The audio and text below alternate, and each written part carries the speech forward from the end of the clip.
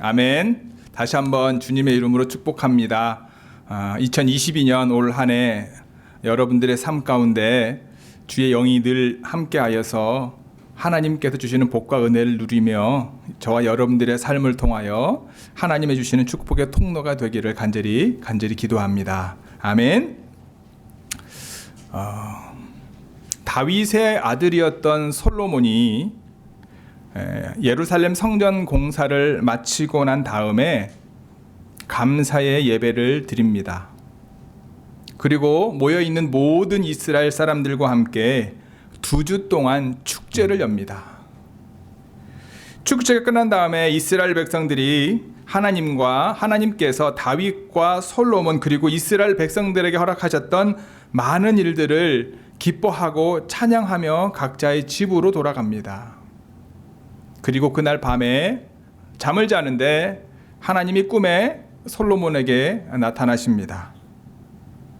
그리고 이런 말씀을 하십니다. 나는 이곳에서 드리는 기도에 밤낮 귀를 기울일 것이다.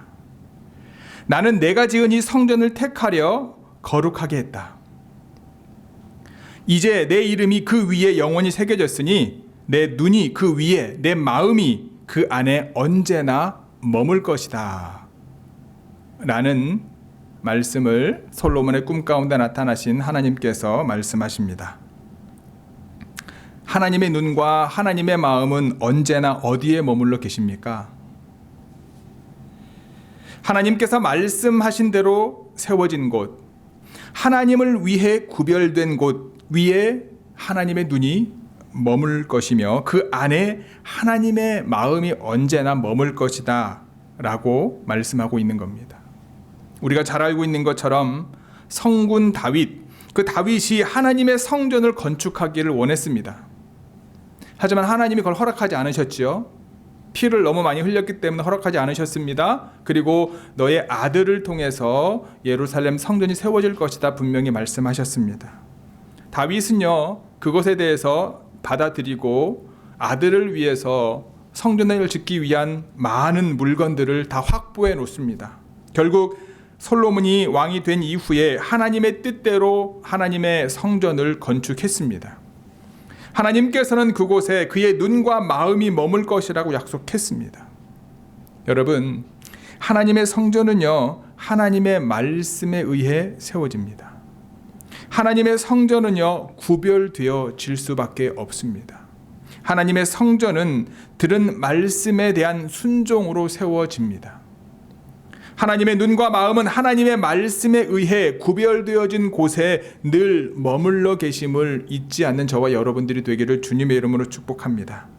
2022년 아까도 말씀을 드렸던 것처럼 우리 교회 표어가 하나님의 영이 계속해서 머물러 있는 교회입니다. 오늘 본문인 학개서 2장 5절의 말씀을요, 우리 좋은 교회에게 올해 허락하셨음을 믿습니다. 오랜 기간 나라가 망하여 이방 나라의 지배를 당하던 이스라엘 백성들에게 하나님께서는 그들의 나라와 그들의 성전을 재건할 것을 말씀하셨습니다. 그 일을 위해 제일 먼저 부름받은 게 누구냐? 바로 선지자 학개입니다. 그를 통해 하나님의 성전 재건을 시작하신 겁니다. 하나님의 성전 재건을 위해 부르신 학개에게 주신 말씀들 중에 하나가 오늘 본문 말씀이 있습니다. 오늘 본문을 통해 하나님의 영이 계속해서 머물러 있는 교회가 어떤 교회인지에 대해서 함께 알아보기를 소원합니다. 하나님의 영이 계속해서 머물러 있는 교회는요, 첫 번째는요, 따라할까요? 하나님께서 선택하신 교회입니다.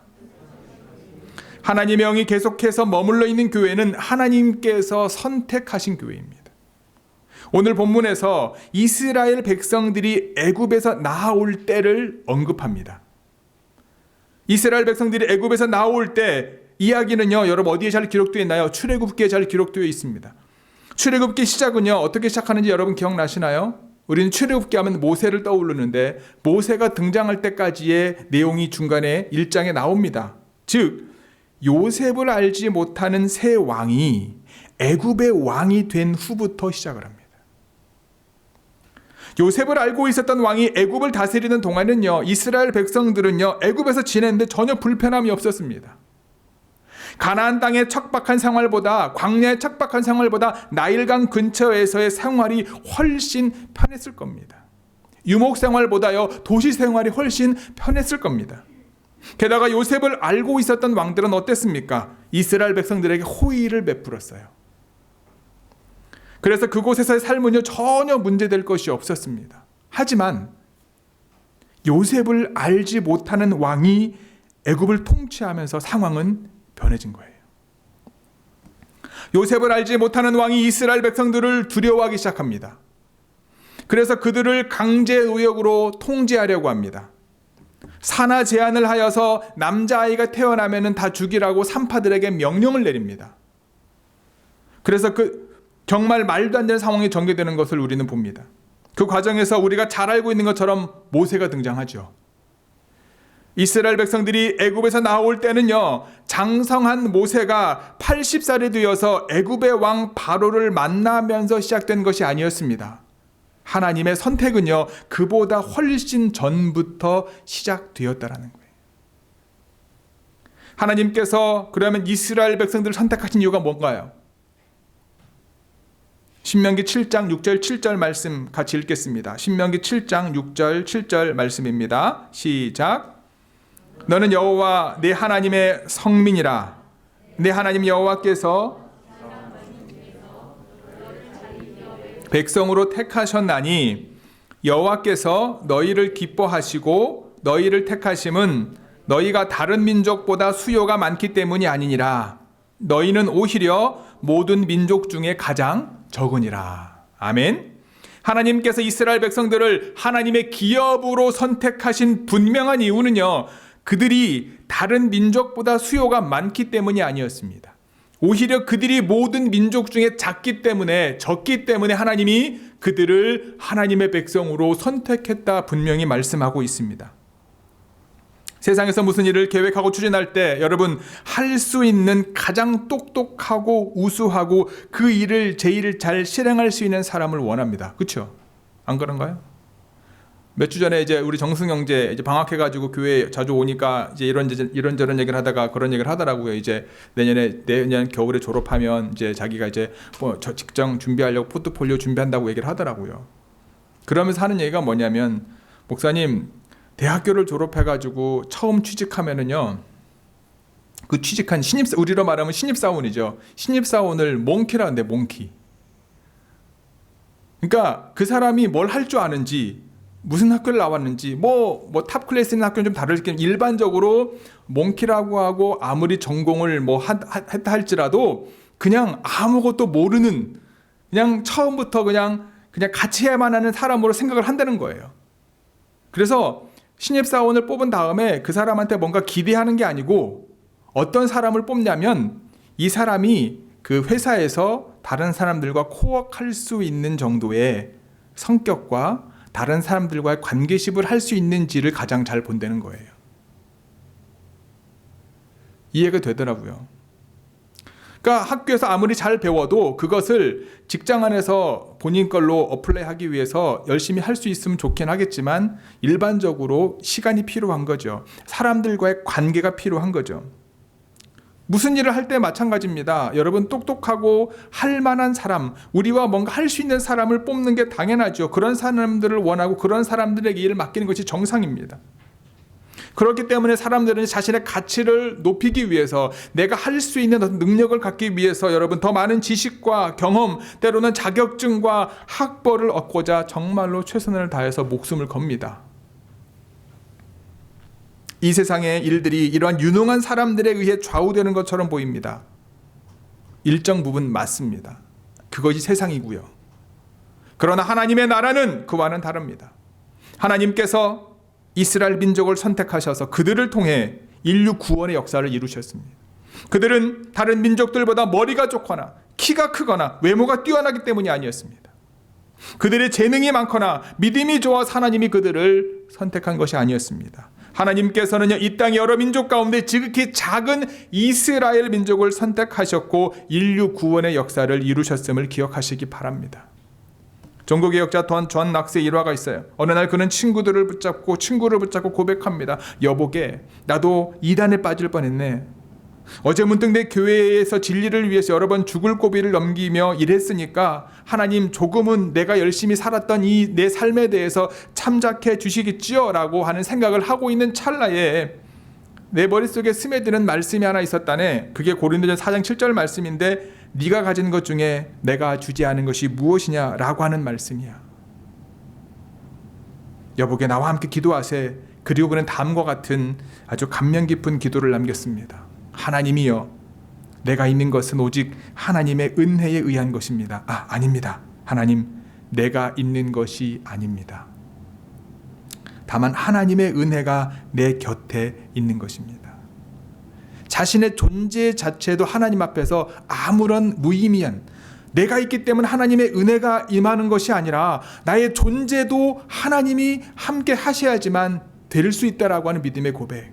내가 열심히 말씀 가운데 믿음 가운데 살아왔다는 것에 대해서 하나님 앞에서 인정받으려고 애를 쓰는 것이 아니라 그것조차도 하나님의 은혜임을 고백하는 기도가 그의 입술을 통해 나와졌다라는 거예요. 하나님의 영이 계속해서 머무는 교회는요, 여러분, 하나님께서 선택하신 교회임을 기억하시기 바랍니다. 하나님께서 우리 좋은 교회를 선택하셨습니다. 하나님께서 원하시는 구원의 역사를 이루기 위해 우리 좋은 교회를 선택하셨음을 믿으시기 바랍니다.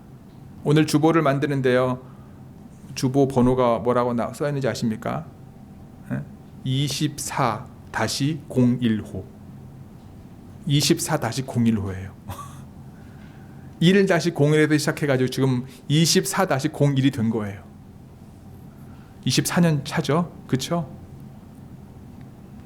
그냥 매해 똑같은 삶이 우리에게 주어진 것이 아니라 하나님께서 하나님의 계획을 가지고 이곳에 좋은 교회를 세우셨고 24년 동안 업앤다운이 있었지만 그건 우리가 생각하는 업앤다운이지 그 안에서 하나님의 뜻을 이루기 위해서 하나님의 교회인 좋은 교회를 선택하셨음을 믿으시기를 바랍니다. 그리고 오늘 이 시간 이곳에 있는 온라인 통해서 예배를 드리는 저와 여러분들을 선택하셔서 믿음 안에 한 지체의 형제 자매를 세우셨음을 잊지 않는 저와 여러분들이 되기를 주님의 이름으로 축복합니다. 그렇기 때문에 하나님께서는요, 영으로 여러분과 저 그리고 우리 좋은 교회와 계속해서 머물러 계심을 믿으시기를 바랍니다. 하나님의 영이 머무는 곳에는 하나님의 은혜가 있습니다. 예수 그리스도께서 머리가 되신 좋은 교회 지체로 하나님에 의해 선택된 우리가 서로 연합해서 그분의 임재 가운데 있는 2022년이 되기를 주님의 이름으로 간절히 축복합니다. 하나님의 영이 계속해서 머물러 있는 교회 두 번째는요, 따라합니다. 하나님께서 말씀으로 약속하신 교회. 아멘. 하나님께서 말씀으로 약속하신 교회가 하나님의 영이 계속해서 머무는 교회다라는 거예요. 하나님께서는요, 모세를 선택하셨습니다. 하나님의 백성인 이스라엘을 하나님께서 약속하신 땅으로 인도하실 언약의 말씀을 그에게 주셨어요. 출애굽기 3장 10절 말씀입니다. 함께 읽겠습니다. 시작. 이제 내가 너를 바로에게 보내어 너에게 내 백성 이스라엘 자손을 애굽에서 인도하여 내게 하리라. 아멘. 모세를 부르신 하나님은요, 그의 조상인 아브라함의 하나님, 이삭의 하나님, 야곱의 하나님이셨습니다. 하나님께서는 애굽에 있는 자기 백성의 고통을 보셨어요. 그들의 부르짖음을 들으셨습니다. 그들의 근심을 알고 계셨습니다. 그래서 여호와 하나님께서는 자기의 백성들을 그 땅에서 인도하여 아름답고 광대한 땅, 젖과 꿀이 흐르는 땅으로 데려가겠다고 약속의 말씀을 모세에게 주신 겁니다. 이 약속의 말씀은 원래 누구에게 주셨던 말씀인가요? 아브라함에게 주셨던 말씀이죠. 이 말씀을 모세를 통해 다시 리뉴얼하고 있는 겁니다. 그럼 아브라함에게 주신 약속의 말씀은 무엇인가요? 우리 창세기 12장 1, 2, 3절을 같이 읽겠습니다. 창세기 12장입니다. 시작. 여호와께서 아브라함에게 이르시되 너는 너의 고향과 친척과 아버지의 집을 떠나 내가 내게 보여줄 땅으로 가라. 내가 너로 큰 민족을 이루고 내게 복을 주어 내 이름을 창대하게 하리니 너는 복이 될지라. 너를 축복하는 자에게는 내가 복을 내리고 너를 저주하는 자에게는 내가 저주하리니 땅의 모든 족속이 너로 말미암아 복을 얻을 것이라 하신지라. 아멘. 하나님께서는 아브라함을 선택하셔서 그를 부르시고 그에게 주셨던 약속, 이 약속의 말씀, 이 약속의 말씀의 분명한 목적을 말씀하셨어요. 그것은 무엇입니까? 땅의 모든 족속이 아브라함으로 말미암아 복을 얻게 하는 것이었습니다. 그렇다면 아브라함을 통하여 땅의 모든 족속이 얻게 되는 복은 무엇일까요? 무엇일까요? 그것은요, 아브라함을 통해 땅의 모든 족속이 여호와 하나님을 아는 것입니다. 아브라함을 통해 땅의 모든 사람들이 여호와 하나님을 경외하는 겁니다. 경험하는 겁니다. 아브라함의 하나님을 경험한 사람들이 아브라함의 하나님을 나의 하나님으로 고백하는 것이 이제 아브라함과 이삭과 야곱의 하나님이 아니라 고척일의 하나님, 나의 하나님으로 고백하는 것, 이것이 하나님께서 아브라함을 통해 땅의 모든 민족에게 주기를 원하는 복이었습니다. 여호와 하나님께서는요, 여러분 모세를 통해서 애굽 사람에게 자신을 드러내셨죠. 요셉이 바로의 12대장으로 있을 때, 억울하게 감옥에 갇혔을 때 애굽의 왕인 바로가 꿈을 꾸지 않습니까? 그렇죠? 그 꾼 꿈을 누가 해석합니까? 요셉이 해석합니다. 근데 요셉이 바로 앞에 갔을 때 요셉이 자신의 지식과 지혜를 해석했다라고 말하지 않죠. 그 꿈을 해석할 수 있는 분은 누구라고 말합니까? 여호와 하나님밖에 없습니다 라고 말씀하면서 바로 앞에서 누구를 증거합니까? 여호와 하나님을 증거하죠. 애굽 사람들은요, 누구요? 요셉을 통해서 하나님이 누구신지를 알게 됩니다. 요셉이 애굽의 총리로 있는 동안에 바로의 부와 권력과 명예는 최고의 경지에 이르렀습니다. 애굽 사람들은, 바로를 포함한 애굽의 모든 사람들은 요셉을 통하여 여호와 하나님을 알게 되었습니다. 그분께서 주관하시는 역사를 요셉을 통해 경험하게 된 겁니다. 하지만 그들은 여호와 하나님을 믿지는 않았습니다. 그래서 요셉을 알지 못하는 왕이 애굽의 왕이 되자 이스라엘 백성들을 두려워하기 시작한 거예요. 그들에게 강제 노역을 시켰던 겁니다. 아브라함의 하나님, 이삭의 하나님, 야곱의 하나님, 그리고 요셉의 하나님이 바로와 애굽 사람들의 하나님이 되지는 않았던 것이었던 거예요. 이처럼 하나님의 약속의 말씀은요, 믿는 사람들을 통해 세대를 거듭해서 모든 민족에게 전달되었습니다. 그 과정에서 여호와 하나님은 자신을 드러내셨습니다. 이스라엘의 하나님이 그분을 경험한 모든 사람들의 하나님이 되기를 원하셨습니다. 오늘 본문에서도 하나님께서는 선지자 학개에게 말씀합니다. 너희가 애굽에서 나올 때에 내가 너희와 언약한 그 말. 이스라엘 백성들이 애굽에서 나올 때 모세를 통해 그들에게 하셨던 약속의 말씀이 그들 가운데 있음을 다시 한번 상기시켜주고 있는 거예요. 하나님께서는 모세와 함께 하시겠다고 약속하셨고, 모세를 통해 이스라엘 백성들과 함께 하시겠다고 약속하셨습니다. 여호와 하나님은 좋은 교회의 하나님이심을 믿으시기 바랍니다. 24년 전에 이 지역에 여호와 하나님 자신을 드러내시기 위해 좋은 교회를 세우셨음을 믿으시기 바랍니다. 하나님께서 보시기에 심히 좋은 교회로 우리 교회를 세우셨습니다. 우리는 작년에 여러 가지 힘든 중에도 여러분, 애리조나 우리 박영인 선교사님을 후원했습니다. 코로나 바이러스로 정말 하나님 나라로 가신 인도 선교사님의 가족을요, 최선을 다해서 후원했습니다. 인도의 고아와 과부를 위해 후원을 계속해서 1년 동안 저희들이 해왔습니다. 제가 봤을 때 적은 돈은 아닙니다. 다른 큰 교회에 비해서 적을 수 있지만 정말 힘들고 어려운 중에 최선을 다해서 하나님이 주신 마음을 가지고 주님의 말씀을 지키고 그들을 섬겼음에 진심으로 감사를 드립니다.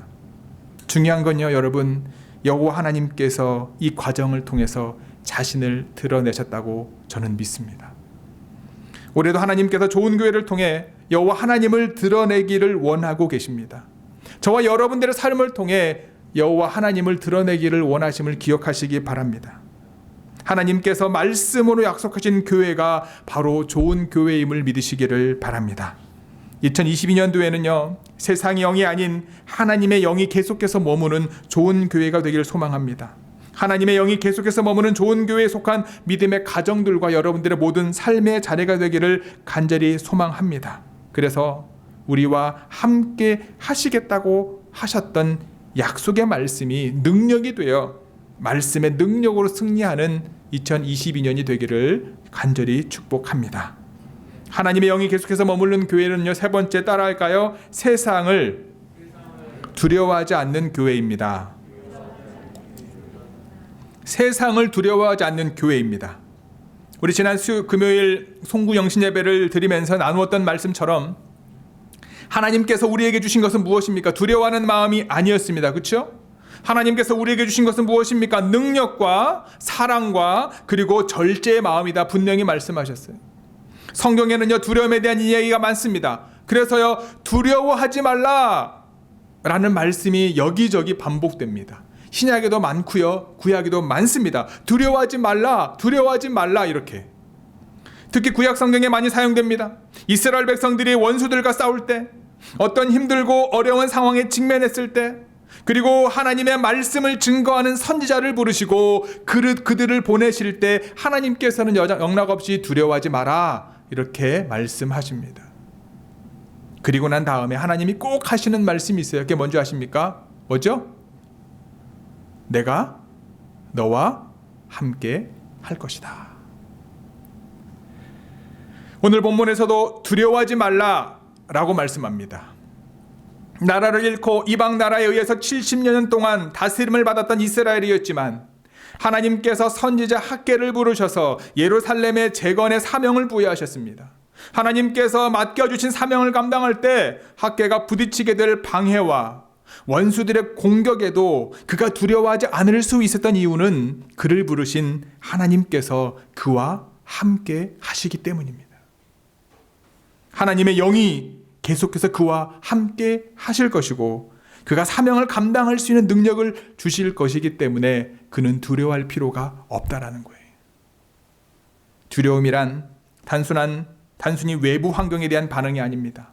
사람의 내부에서 마음속에 형성되어지는요, 파괴적인 힘을 가지고 있습니다.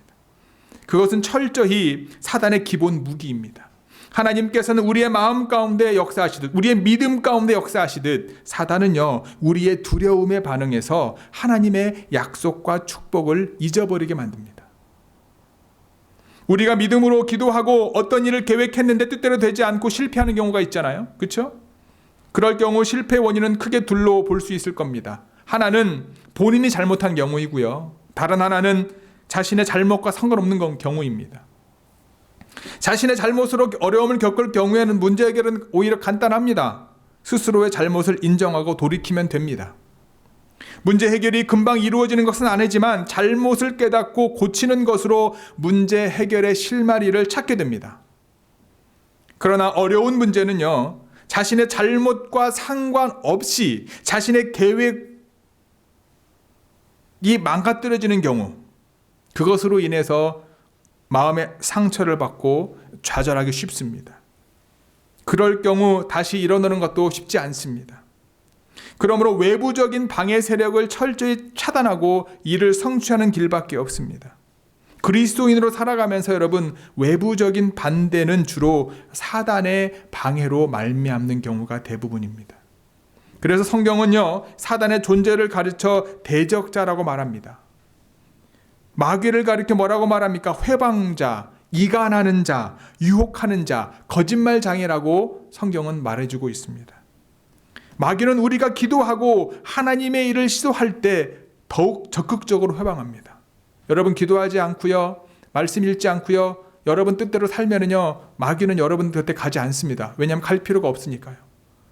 근데 예배하기를 원하고 찬양하기를 원하고 하나님의 말씀 가운데 나와서 하나님의 은혜를 구하기 시작하면은요, 그때부터 마귀가 움직이기 시작하는 거예요.